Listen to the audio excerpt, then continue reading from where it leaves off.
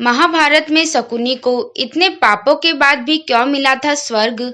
जानिए शकुनी के पासों का रहस्य। आपको ये तो मालूम ही होगा कि इंसान के कर्मों के आधार पर उसे नर्क या फिर स्वर्ग लोक की प्राप्ति होती है। मगर क्या आपको मालूम है कि जिस शकुनी ने अपने जीवन काल में केवल पाप ही पाप किए थे, उसे नर्क नहीं बल्कि स्वर्ग लोक की प्राप्ति हुई थी। जो पापी अपनी ही बहन के बच्चों की हत्या का कारण बना हो, उसे कैसे स्वर्ग लोक की प्राप्ति हो सकती है? जिसके षड्यंत्रों ने महाभारत की रचना की, उसे कैसे भला स्वर्ग लोक की प्राप्ति हो सकती है? तो चलिए आपको बताते हैं शकुनी का स्वर्ग लोक जाने के पीछे का असल कारण। गांधार देश के राजा सुबल के 100 पुत्र और एक पुत्री थी। सबसे छोटे पुत्र का नाम शकुनी और पुत्री का नाम गांधारी था। शकुनी की पत्नी का नाम आरशी था। शकुनी के 3 पुत्र थे, जिनके नाम उलूक, वृकासुर, विप्रचिति था। धर्म ग्रंथों के अनुसार एक बार राजा सुबल ने गांधार में एक बड़ा यज्ञ रखवाया, जिसमें कई बड़े बड़े ऋषि मुनि पधारे। तभी यज्ञ में मौजूद एक ऋषि ने राजा सुबल को गांधारी के बारे में एक ऐसी बात बताई, जिसे सुनकर राजा सुबल अपनी पुत्री को लेकर चिंतित हो उठे। ऋषि मुनि ने राजा सुबल को बताया कि उनकी पुत्री गांधारी की कुंडली में एक दोष है, और वो ये है कि जैसे ही गांधारी का विवाह होगा, उसके पति की मृत्यु हो जाएगी।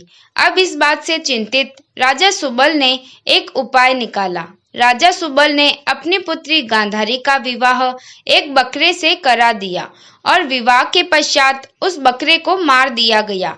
ऐसे में गांधारी की कुंडली से वो दोष हट गया। जब गांधारी की शादी के लिए धृतराष्ट्र का रिश्ता आया, तो शकुनी को यह जरा भी पसंद नहीं आया। शकुनी का मत था कि धृतराष्ट्र जन्मांध है और उनका सारा राजपाट तो उनके भाई पांडु ही देखते हैं।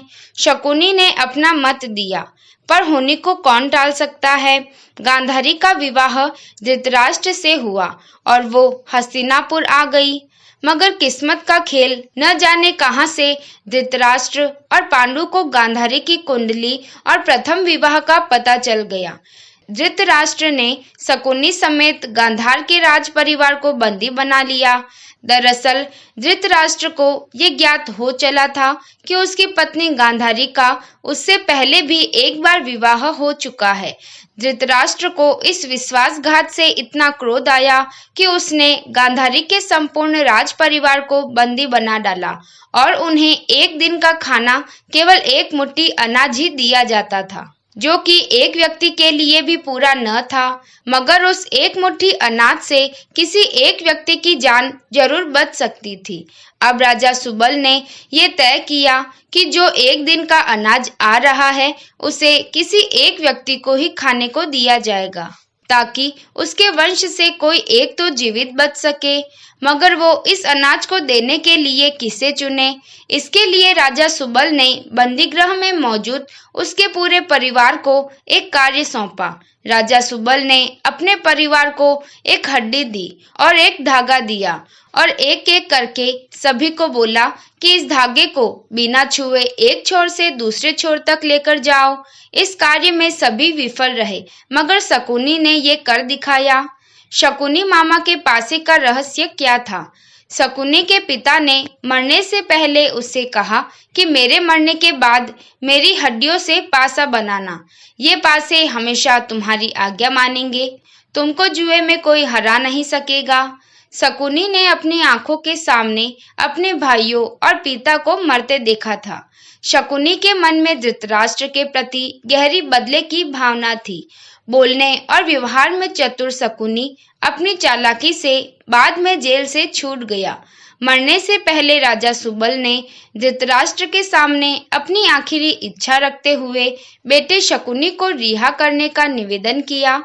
धृतराष्ट्र ने उनकी बात मान ली। शकुनी के रिहाई से पहले उसके परिवार ने उसकी एक टांग तोड़ दी, ताकि वह आजाद होकर अपने परिवार की मौत का बदला और अपमान भूल न जाए। पिता के मरने के बाद शकुनी ने उन हड्डियों के पासे बनवा लिए, बाद में वही पासे महाभारत युद्ध का कारण बने। शकुनी ने अपने राज्य वापस जाने के बजाय कौरवों के मन में जहर घोलने और उन्हें उनके विनाश की ओर उकसाने का रास्ता चुना। उसने अपने समस्त परिवार को अपने सामने मरते देखा था, जिसे भूल पाना उसके लिए नामुमकिन था, और वह दुर्योधन का प्रिय मामा बन गया। आगे चलकर इन्हीं पासों का प्रयोग करके शकुनी ने अपने 100 भाइयों की मौत का बदला दुर्योधन और उनके 100 भाइयों के विनाश की वृहत योजना बनाकर लिया। बहुत से विद्वानों का मत है कि शकुनी के पासे तो असल में हाथी दांत के बने हुए थे, लेकिन शकुनी मायाजाल और सम्मोहन में महारथी था। जब पासे फेंके जाते थे तो कई बार उनके निर्णय पांडवों के पक्ष में होते थे, लेकिन शकुनी की भ्रम विद्या से उन्हें लगा कि वो हार गए हैं।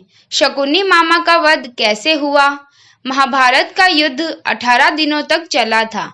युद्ध के आखिरी 18वें दिन शकुनी मामा का वध हुआ था। सहदेव ने शकुनी का वध किया और उनके जुड़वा भाई नकुल ने शकुनी के पुत्र उल्लू को मौत के घाट उतारा। शुरू के 10 दिन भीष्म पितामह ने कौरवों की तरफ से युद्ध का नेतृत्व किया। भीष्म पितामह को अर्जुन ने शिखंडी की आड़ से मार गिराया। इसके बाद गुरु द्रोणाचार्य कौरवों के नायक बने। गुरु द्रोण ने अगले 5 दिनों तक कमान संभाली। द्रोणाचार्य ने ही 13वें दिन चक्रव्यूह की रचना की थी, जिसमें अर्जुन के बेटे अभिमन्यु को फंसाकर कौरवों ने उसका वध कर डाला। 14वें दिन अर्जुन ने जयद्रथ को मार गिराया, क्योंकि उसने ही पांडवों को अभिमन्यु के मदद के लिए जाने वाले रास्ते को रोक रखा था। 15वें दिन युधिष्ठिर व भीम ने अश्वत्थामा की मृत्यु का भ्रम फैलाया और धृष्टद्युम्न ने द्रोणाचार्य का सर धड़ से अलग कर दिया। अगले 2 दिनों तक युद्ध में कर्ण कौरवों के मुखिया बने। 17वें दिन अर्जुन ने कर्ण को खत्म किया। युद्ध के आखिरी 18वें दिन शल्य ने कौरवों की तरफ से मोर्चा संभाला। 18वें दिन ही सहदेव ने शकुनी का सिर काटकर उसका वध किया था। शकुनी की मृत्यु के बाद पासों का क्या हुआ? जब महाभारत का युद्ध हुआ तो उस युद्ध में शकुनी समेत उसके 3 पुत्र भी मारे गए। युद्ध समाप्ति के बाद श्री कृष्ण ने भीम को बुलाया और उस विनाशकारी पासों को नष्ट करने को कहा, ताकि भविष्य में महाभारत जैसा सर्वनाश ना हो। अर्जुन वहीं से गुजर रहे थे। उन्होंने केवल कृष्ण के पासे नष्ट करने की बात सुनी और उन्होंने स्वयं ही कुछ दूर जाकर एक बड़ी नदी में उन पासों को फेंक दिया। श्री कृष्ण को जब यह बात पता चली तो उन्होंने अर्जुन से कहा कि तुमने बहुत बड़ा अनर्थ कर दिया है। अगर वह पासे बहते हुए किसी के हाथ लग गए तो जुआ फिर से आरंभ हो जाएगा और इंसान की बर्बादी का कारण बनेगा। उनकी यह बात सच साबित हुई। आज देख ही सकते हैं कि आज भी जुआ कितने लोगों की बर्बादी का कारण बना हुआ है। शकुनी को मौत के बाद स्वर्ग क्यों मिला? शकुनी ने अपनी ही बहन के परिवार को तबाह कर डाला, तो फिर क्यों और कैसे उसे स्वर्ग लोक की प्राप्ति हुई? दरअसल शकुनी ने जो कुछ भी किया वो उसने अपने परिवार का बदला लेने के लिए किया। उसने ये बुरे कर्म अपने परिवार के साथ हुए अन्याय का प्रतिशोध लेने के लिए किए और इसी कारण मृत्यु के पश्चात शकुनी को स्वर्ग लोक की प्राप्ति हुई। दूसरा कारण यह भी बताया जाता है कि महाभारत युद्ध भूमि पर स्वयं भगवान श्री कृष्ण मौजूद थे और उन्होंने कहा था कि इस युद्ध भूमि में जो कोई भी मृत्यु को प्राप्त होगा, उनकी मौजूदगी के कारण उन्हें स्वर्ग की प्राप्ति होगी। जय श्री कृष्णा। आपको यह कहानी कैसी लगी कमेंट करें।